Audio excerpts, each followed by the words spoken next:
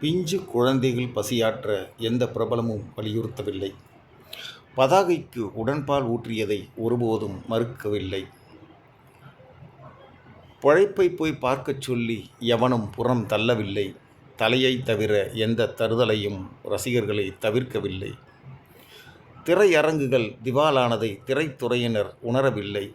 தயாரிப்பாளர்கள் தளர்வுற்றது தணிக்கை கணக்கில் இல்லை.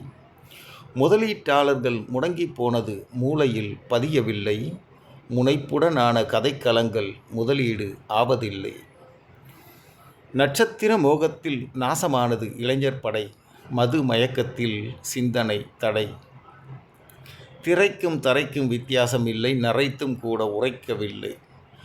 தனி மனித ஒழுக்கம் துளியும் இல்லை. தன்னடக்கம் தலைமுறைக்கும் இல்லை. ஒளியின் நிழலுடன் உறவாடும் உதவா கரைக்கூட்டம். தாகம் தணிக்க காண நீரை தேடி ஓட்டம்.